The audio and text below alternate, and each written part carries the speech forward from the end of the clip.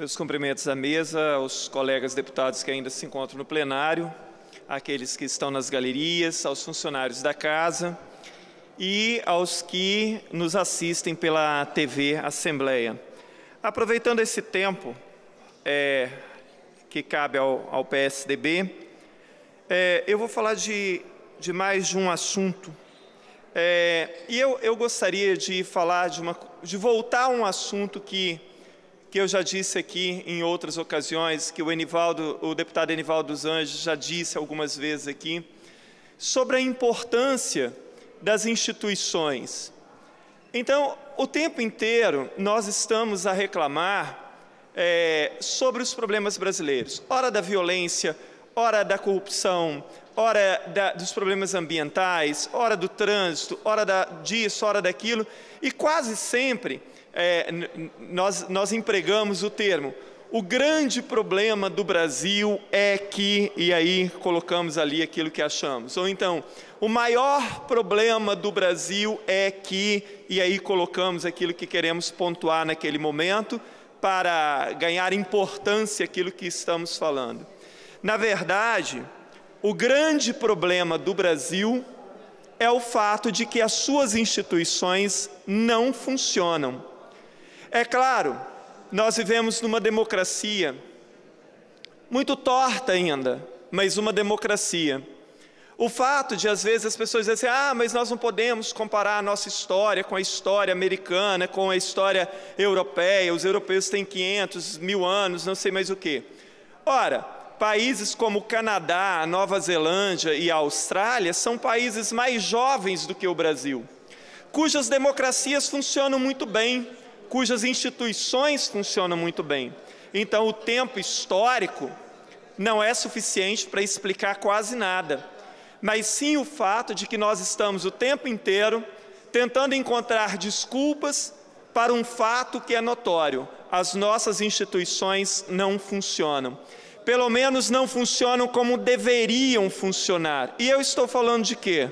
Eu estou falando dos partidos políticos, eu estou falando do poder legislativo nos 3 níveis, nas 3 esferas, eu estou falando do executivo, eu estou falando do judiciário, eu estou falando das instituições subordinadas a esses poderes, como o Ministério Público, por exemplo, como o Tribunal de Contas e tantos mais. Não funcionam para os fins para os quais deveriam funcionar e com a independência, a imparcialidade, a transparência com que deveriam funcionar. Isso é que nos traz todos os problemas que nós temos que enfrentar cotidianamente e que se agravam a cada ano. Nós vivemos um momento hoje no Brasil que nós não vislumbramos.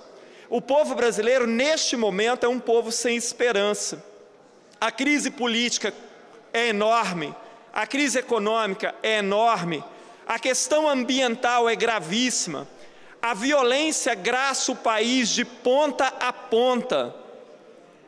E de onde é que vem tudo isso? Como é que não damos conta de pelo menos dizer assim: olha, pelo menos isso no Brasil tem melhorado substancialmente, a violência tem reduzido-se substancialmente, os problemas ambientais têm diminuído muito, a qualidade educacional melhorou substancialmente.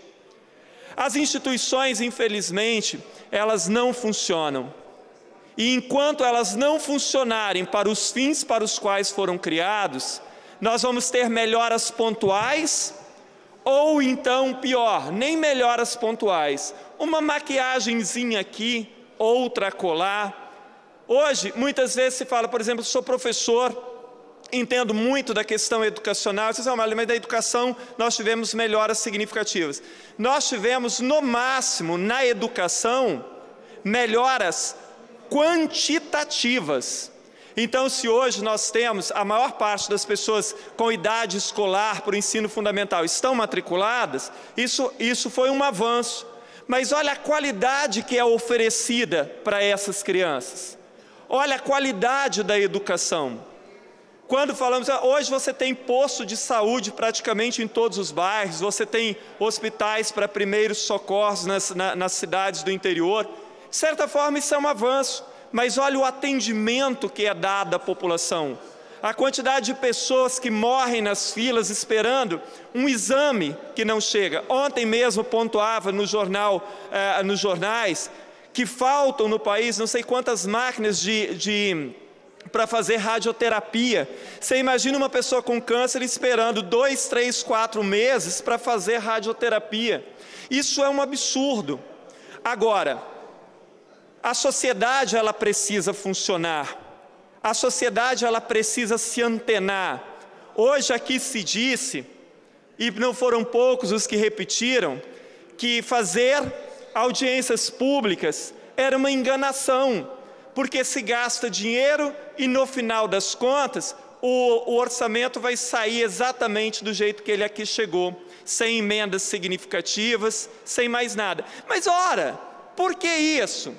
Se o parlamento tem toda a autonomia de modificar e votar o orçamento, se é o parlamento que vota, que aprova ou não, então isso não significa que o parlamento então está dando um atestado de que não está cumprindo com a sua missão ou com a sua função. Porque se o orçamento passa aqui sem modificações, é porque a maioria dos deputados deixa que ele passe sem modificação. Então quem está enganando quem nessa história? Porque a população acredita que isso, ou parte dela acredita, que aqui é o poder legislativo. E que nós temos sim, porque é prerrogativa do parlamentar e do parlamento, mudar as leis que vêm do executivo, apresentar emendas, retirar artigos, modificá-las de acordo com os interesses da sociedade e não com interesses grupais. Então, hoje, as falas aqui, deputado Guerino, me preocuparam muito, muito mesmo, porque quando nós falamos que as audiências públicas são enganação e que o orçamento acaba passando do jeito que veio do governo, nós estamos dando um atestado de que somos mesmo um cartório. Isso me preocupa muito. Às vezes, deputado Edson Magalhães, as pessoas não têm entendido os meus posicionamentos aqui. Nós vivemos numa democracia e hoje falamos sobre isso. Eu tento fazer o meu papel de parlamentar. Eu posso estar errado, eu não sou dono da verdade, mas aquilo que eu defendo, eu defendo. Eu defendo e defendo sem medo nenhum de defender. Porque se vivemos numa democracia, há de se respeitar o posicionamento do outro e aquilo que ele pensa, gostando ou não. Ninguém deve fazer discursos preocupados se aqueles que estão nos ouvindo vão gostar ou não do que estão ouvindo. Então, a minha preocupação não é com o gostar ou não, mas é de defender claramente e com fundamentos tudo aquilo que eu faço, que eu digo, que eu apresento, que eu argumento, que eu contra-argumento.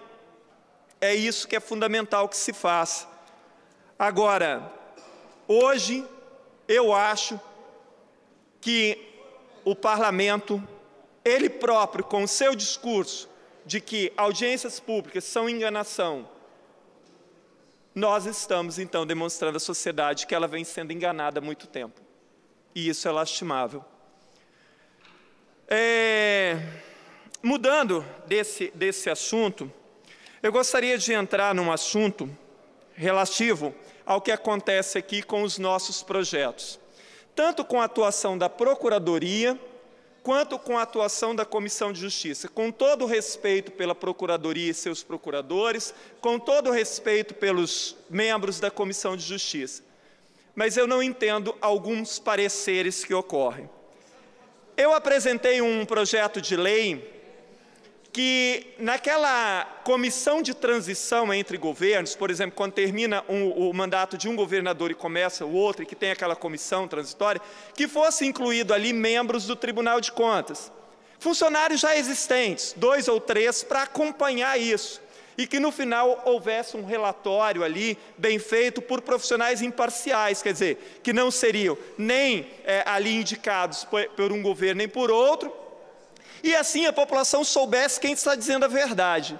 Toda vez que que há uma transição de governo, há uma troca de acusação sem fim.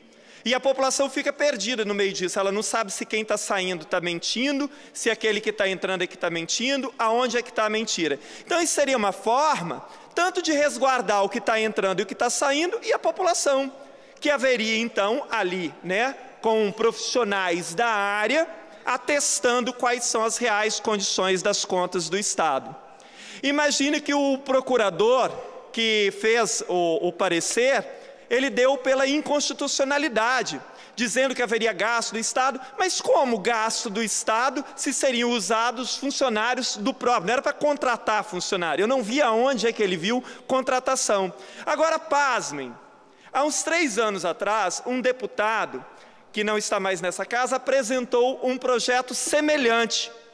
E o mesmo procurador fez 3 páginas, não só dando pela constitucionalidade, deputado Guerino, mas como enaltecendo o projeto, dizendo que o projeto merecia aplauso, etc, etc.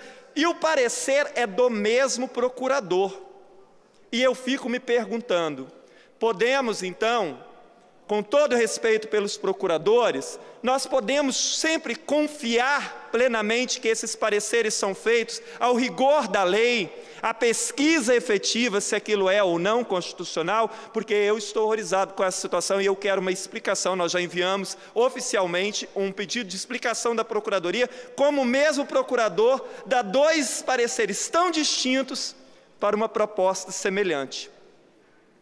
Na Comissão de Justiça, me causa espécie, e eu vou apresentar os relatórios e eu vou querer a explicação da Comissão de Justiça, que fez um parecer pela inconstitucionalidade da medalha Mateus Alcalaf, porque o menino estava vivo ainda, que foi proposta pelo deputado Mansur, mas essa mesma comissão deu pela constitucionalidade da medalha com o nome do Pimenta. Nada contra o Pimenta, eu só quero saber no que se baseia a Comissão de Justiça.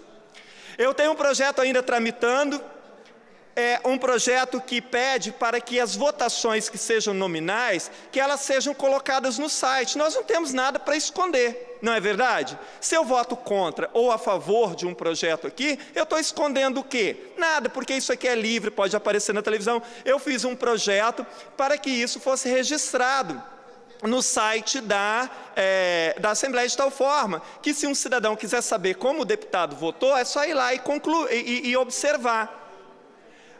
A Procuradoria deu pela constitucionalidade, a relatora deu pela constitucionalidade, e o relatório foi derrubado usando o mesmo parecer que o procurador usou para dizer que é legal e tal, dizendo que o meu projeto é inconstitucional. Eu gostaria assim que... eu sei que a interpretação da lei, ela não é matemática, mas nós não podemos conviver com discrepâncias e com coisas paradoxais tão grandes. Porque fica aqui então, de onde é que surge a inconstitucionalidade de tudo isso? É o projeto de A ou B, que é constitucional, e de C e D vai ser sempre considerado inconstitucional? É a origem do projeto, é a autoria do projeto, ou é o rigor da lei que está dando a inconstitucionalidade? Uma emenda que eu fiz ao Plano Estadual de Educação, que pede para que a matriz do Enem seja considerada no currículo dos alunos de ensino médio do Estado. Foi dado como inconstitucional, mas como inconstitucional, se isso não representa aumento de gasto para o Estado, de forma nenhuma. Como uma coisa dessa pode ser inconstitucional, deputado Guerino? Porque o Enem, ele não é, na teoria, ele não é obrigatório, na prática ele é, principalmente aqui no Espírito Santo. No Estado do Espírito Santo, um aluno do ensino médio, ele só recebe o certificado se ele fizer o Enem, senão ele não recebe.